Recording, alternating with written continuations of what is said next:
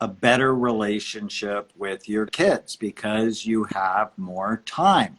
The problem is no one takes parenting classes, so you have to pass the test to get your license. You have to Right. pass a test to go fishing. You don't have to pass the test to be a mom or a dad.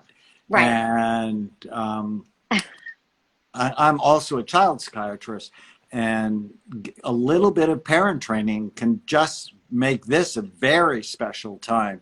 I have at home, I have a 10-year-old, a 15-year-old, a 16-year-old, and it has just turned into a magical time because the older ones were just always gone, right? Chloe, 16, she just got her license, has a boyfriend, has friends, has no need for her mother and I. Right. And initially, she sort of thought she was being punished by being forced to stay home. I mean, she Right. sort of had the adolescent Of mindset, well, I'm going course. to live forever. What's the big deal? And, you know, but after a few days and she settled down, we're having longer dinners. We do more things together. We're just having a very special time. Now, if your children are driving you crazy, um, you want to be really goal oriented. So, what do you want as a mom or dad? What do you want for them? Bonding, so important. We were talking about special time. Yeah. Just every day, 20 minutes with each of them and do something they want to do. And during that time, no commands, no questions, no directions. It's bonding time. And so if you're playing a game and they cheat, you have to remember the rules.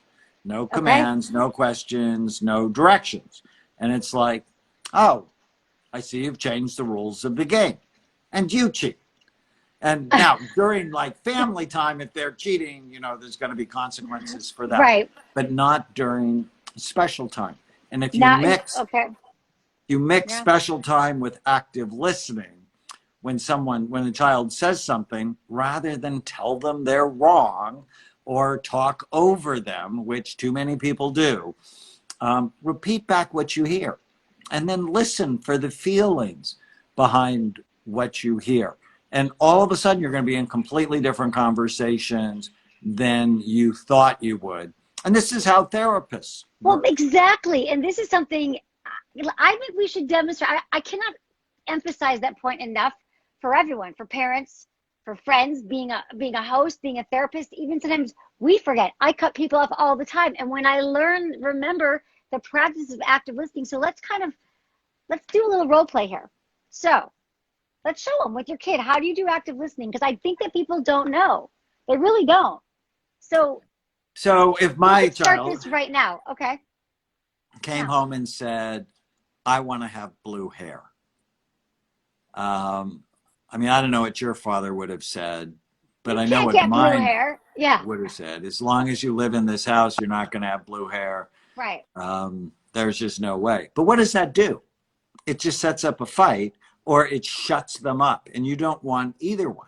So active listening teaches you, oh, you want to have blue hair, and then be quiet so they will continue the conversation. So I might, instead of saying under my roof, you will not have blue hair, I have to catch myself and say, in the most neutral way possible, oh, tell me more. So you want to have blue hair. I'm hearing you say you want to have blue hair. And then what? And Yeah, then everyone's got blue hair now, Dad. he may say, all the kids are wearing it that way. Right. And I've been to his school and I know they're not all blue-headed children. But if I would have said that to my dad, he would have said, I don't care what anybody else is doing. As long Yep. as you live in this house, you're not going to have blue hair. If they're going to jump off a bridge, are you going to go with them? Direct Exactly. quote. Same house. Yeah, same home. But active listening, it's like, oh, you want to be like the other kids, which is a very different conversation. And then he might say, well, sometimes I feel like I don't fit in. And if it's my mother, she's like, what's the matter with you? You're a good boy, you're a good looking boy, of course you fit in. And that's not helpful either. It's like, so you feel like you don't fit in. And then just leave it there, and they will tell you, well, I think my appearance prevents me from fitting in. Oh. Now, if at the end of a half an hour he still wants to have blue hair, I'm going to tell him, no way in hell, as long as you live in my house, are you going to have blue hair. Because Right. you're going to hang out with weird people if you look weird. Right. But at least he's more likely to accept it if I've listened. Right. I think that's a great practice. I just want to reinforce that because it's something that we could, in our relationships with our spouses, when we're wondering why they don't hear us for the millionth time, you know, we might have put them on the defensive because the second you say like, oh, you never do this, you never initiate sex, or you never want to, no one's going to hear what you say. So just to have that active listening, I think is a really great reminder for all of us right now who are having difficult times, whether with our kids, our partners. That's why I'm in Hawaii, so I don't have And to talk to so, anyone but and you. so if a partner said, you never initiate sex, so what would you say? I would say, so my partner said to me, you never initiate sex. I would say, instead of saying that, so so it sounds to me like you're feeling like I don't often initiate sex. Is that what I hear you saying? Mm-hmm. Yeah, then you might say, yeah, you never initiate. I'm like, okay. So it sounds like initiating is something that's really important to you. So tell me more about that. Well, I feel like I'm initiating all the time, and you know, and I might And say, it well, makes me feel like you how don't does it? want me. Mm-hmm. Yeah, I And hear that it. makes me feel bad about myself. Yeah, God, that's really hard. I'm sorry that you feel, you know, you can't say I'm sorry. I know, but so it's been hard for you. You're feeling like I don't want you, and I'm here to say that I do want you. I think about I want our sex life. I want our intimacy. It's so important to me too, and I think it'd be so great for us to find ways that we could really both initiate and both connect on a schedule that works for both of us. So I think that would be really helpful. And I never want you to feel like I don't love you and I don't cherish our intimacy and our alone time together. And that makes me feel better. There you go. Right? I But love as it. soon as you get defensive, Yeah, then you stop listening and it starts a war. right. And that's not the goal.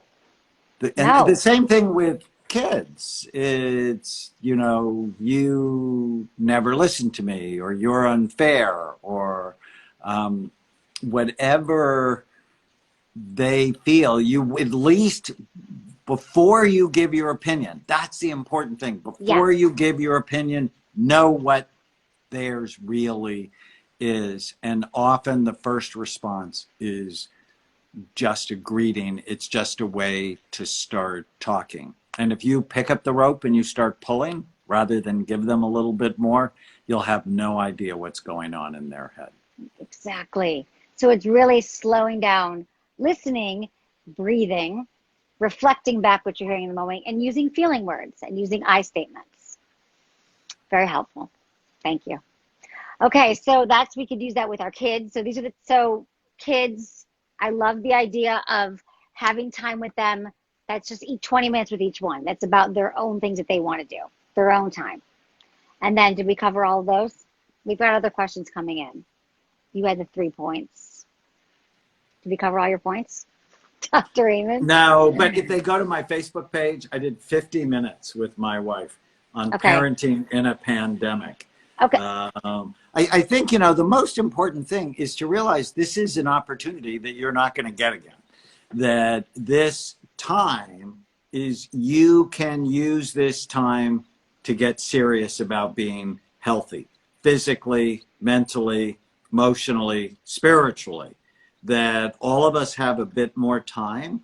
And yes, you can worry and you can think the end of the world is coming and you can throw up ashes on you. You can do that.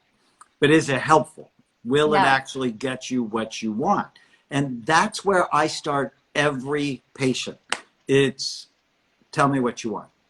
So why are you here? How can I help you? And what do you want? And I start my addicts with this. So what do you want? Is your behavior getting you what you want? I start parents with this. I start couples with this because it starts in the front part of your brain. So the front third of your brain, it's called the prefrontal cortex, largest in humans than any other animal by far. It's 30% of the human brain, 11% of the chimpanzee brain, so they're not as good at planning, 7% of your dog's brain, my cat Miso, it's 3% Max, he has no planning skills except I'm hungry and pet me. That's Exactly. it. I'm hungry, pet me, entertain me. That's it. But because we're human, we can plan. And so what do you want as a parent? What do you want in your relationships? What do you want at work? What do you want with your money? What do you want with your physical, emotional, spiritual health? What do you want? And then you go, is my behavior getting me what I want with my relationships, my money, my work, physical, emotional, and spiritual health? I have an exercise with people I do called the one-page miracle. On one piece of paper, write it down. And then, you know, every time I see someone, so I want you to do this, it's write it down. And then you tell me, is your behavior getting you what you want? And if it's not, we're going to work on that. Right. Well, I would like to talk about, because people are asking about your brain scans, and I did. So you were on my podcast recently. We've met before, but doing this for your book, The End of Mental Illness, which it came out a few weeks ago. Everyone's got time to read now. I think everyone has to get your book because it is a game changer, I think, in the way we think about mental illness. And I came to see you at your office, and you asked me these questions. And I don't have many things with me here in Maui because I thought I didn't know I was going to be here forever. But I brought your Bright Minds. I brought this risk factors about how we can kind of, like, this is your basically your way that we could look at having a healthy brain. I had a hunch that my prefrontal cortex wasn't the healthiest it could be. I've been in therapy my entire life, in and out of therapy, and tried a lot of different modalities, EMDR therapy, group therapy, medications. And I thought, well, I've never had my brain scanned.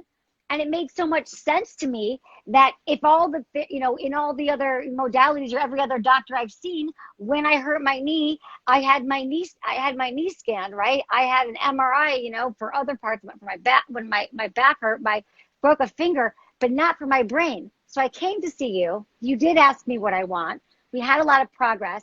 I've been following Bright Minds. We could talk a little bit about how we could talk about the brain scan process. I don't know if I want to show my brain scan, but I have been doing everything that you've told me to do. I've been taking your supplements every day. Inflammation's important. We could talk a little bit about what people could be doing right now for Bright Minds. I'm going to post a picture of this after so everyone can see it. I'll put it on the story. But I'm literally have it hanging in my hotel room, making sure that I am being healthy and following all this so I could stay on path so my brain can be healthier. So we looked at your brain. We did look at my brain. How would I know what to do for you unless I looked? So I've been a psychiatrist nearly 40 years, and I'm pretty furious with my profession because we're the only medical doctors who never look at the organ we treat.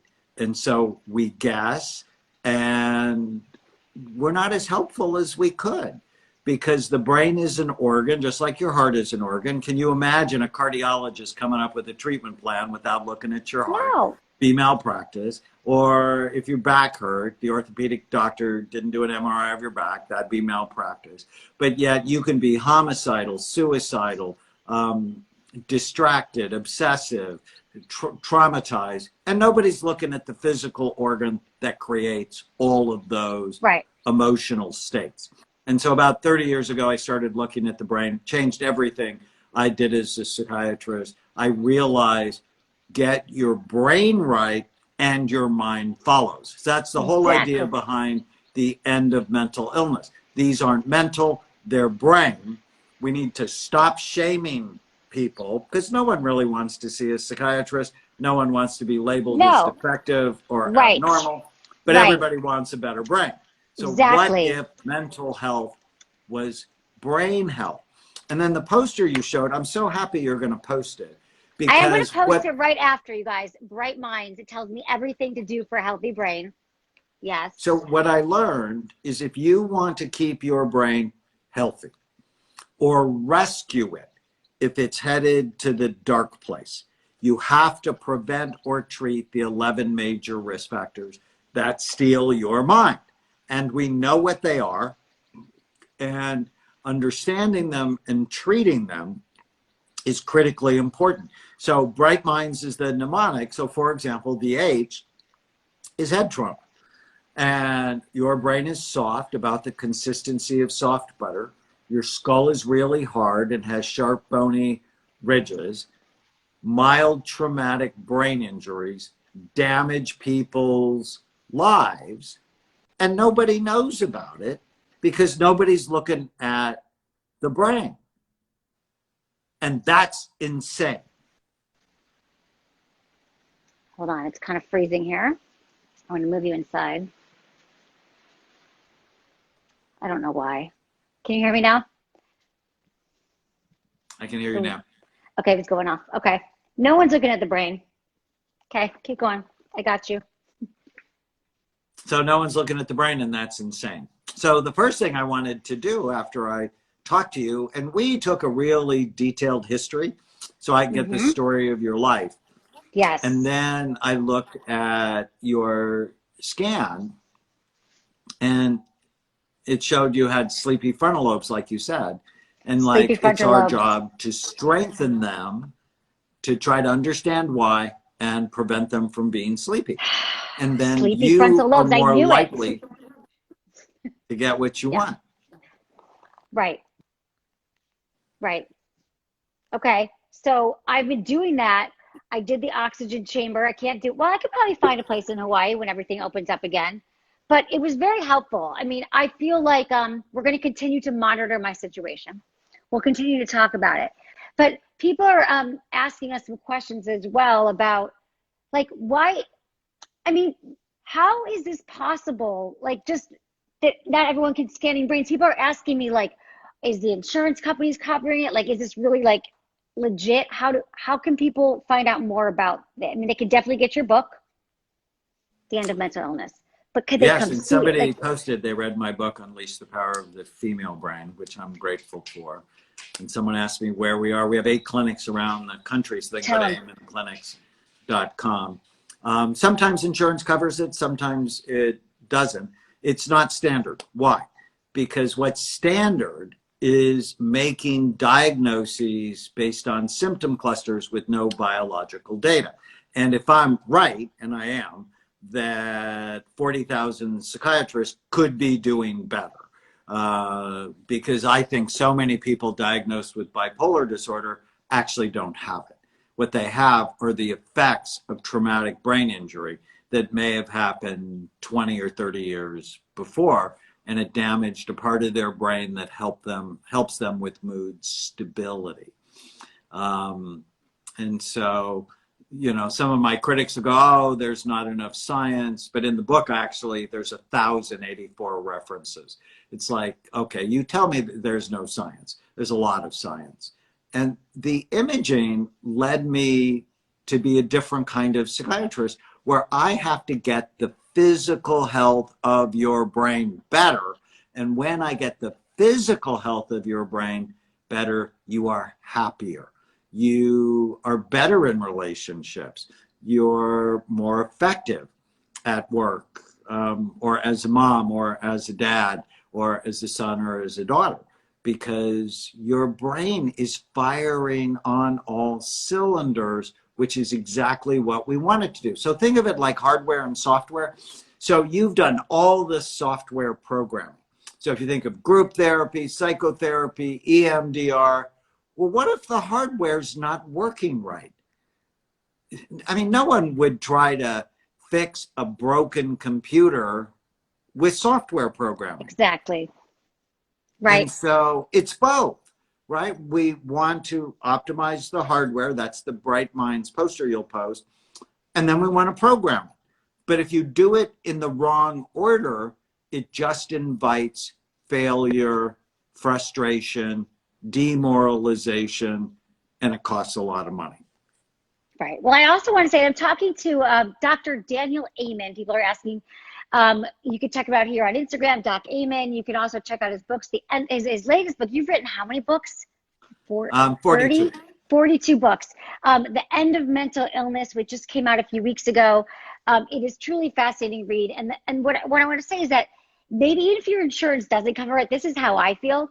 All the years I spent going to therapists and all the money, and I know I have a lot of, you do specialize in ADD, ADHD, or maybe that's where you started. I know you can look at the brain now for a lot of things, but the money that you spend taking your kids or taking yourself to doctors and jumping around and trying different medications and trying different modalities, when you could just go and get your brain scanned and really start from that place, to me is so worth it. I think that you're wasting time if you don't. And I've already seen changes myself, just even taking your powder, your Bright Minds, what is it? The Bright Minds powder. Bright Minds powder, yeah. It's amazing. And it's like, I get criticized because so why does a psychiatrist own a supplement company? It's because when I started looking at the brain, I realized some of the medications I was prescribing are toxic to brain function. And I learned in medical school, like every other doctor, first do no harm, use the least toxic, most effective treatments. And in the End of Mental Illness, there's a chapter called Mind Medicine versus nutraceuticals, or supplements that have pharmaceutical effects. And there are 286 references I go through. So what has A-level scientific evidence? That means more than 2 randomized placebo-controlled trials for anxiety, for depression, for insomnia, for addiction, for ADHD. And it doesn't mean they work all the time, but wouldn't you want to start with something natural before you go on a medicine that potentially has side effects that can change your brain to need them? People don't know that medications can be insidious. Now, I prescribe them. I'm really good at them, but it's just not the first thing I think about. Right, because we have to think about our diet. We have to think about our health. There's so many other factors, not just taking a medicine. Absolutely. So what can people be doing right now? We just, at home too. We just got a question from somebody. How do you improve? And I think this is important now, executive functioning, mental skills that include like working memory, flexible thinking, self-control. Like, are there any things that people could do at home right now to improve their executive functioning?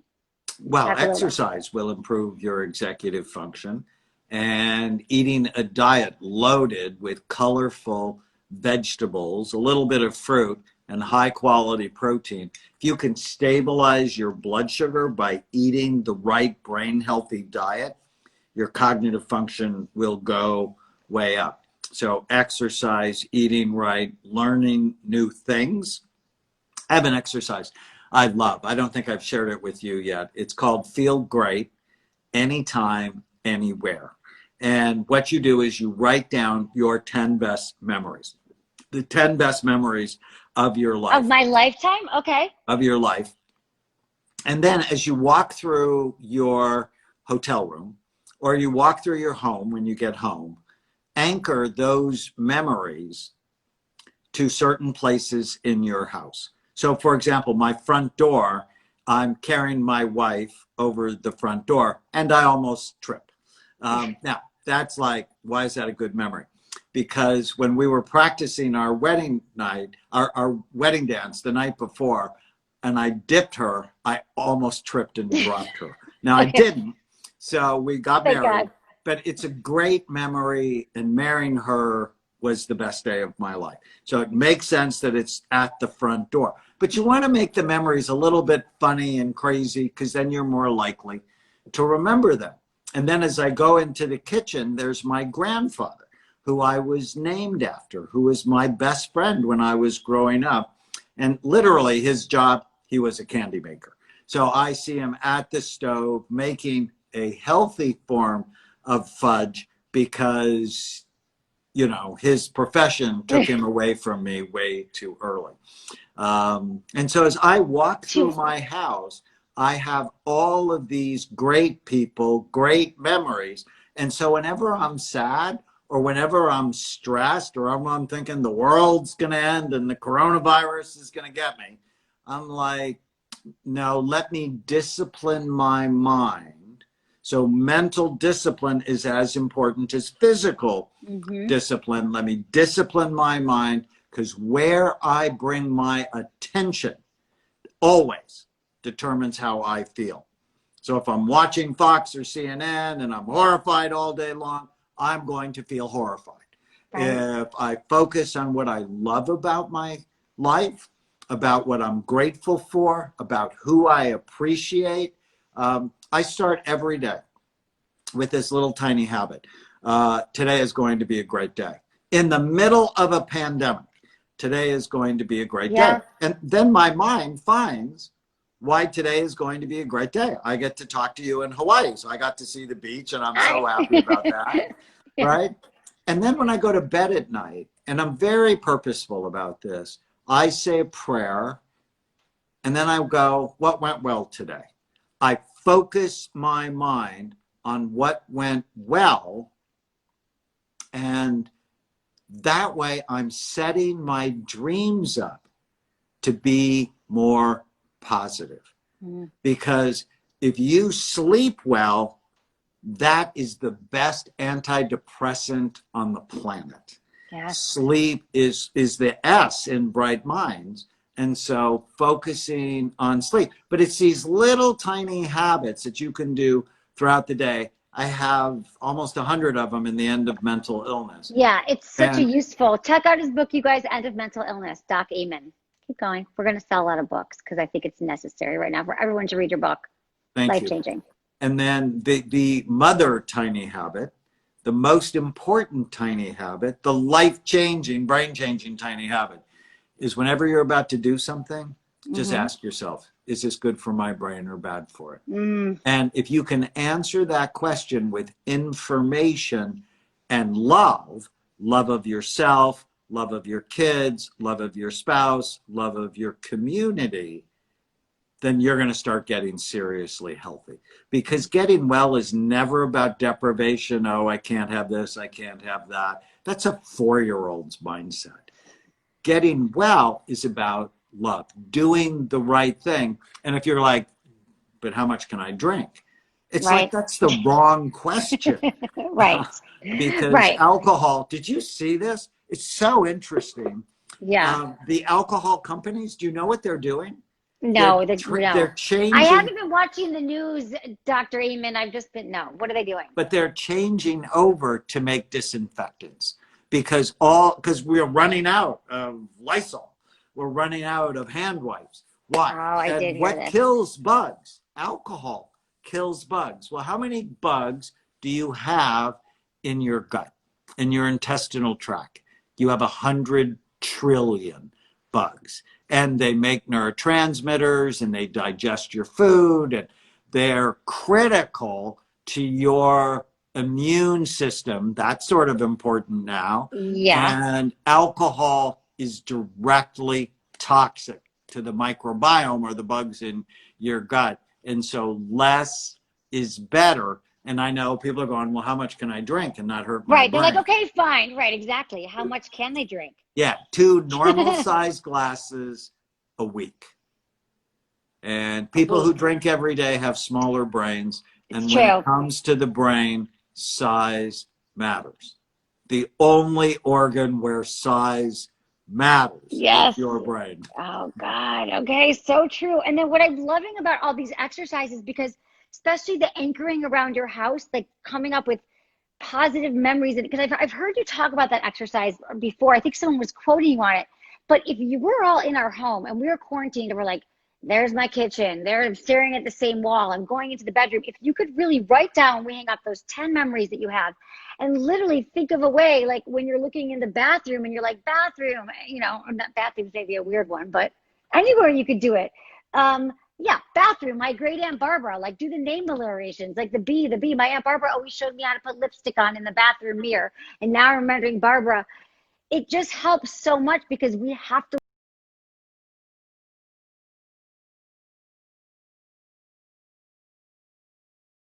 on our minds right now with the ants. The automatic negative thoughts have been so helpful for me as well. Realizing that my thoughts are not serving me and they're not true.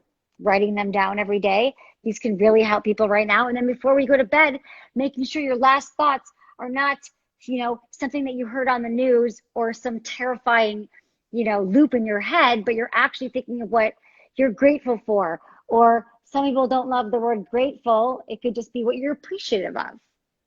I'm Well, just trying to make this appreciation work. is gratitude squared. People, Is if I great, yeah. reach out and say thank you for doing this with me, I take Thank my you. gratitude for you and then I build a bridge to another person. So appreciation is twice as powerful as gratitude.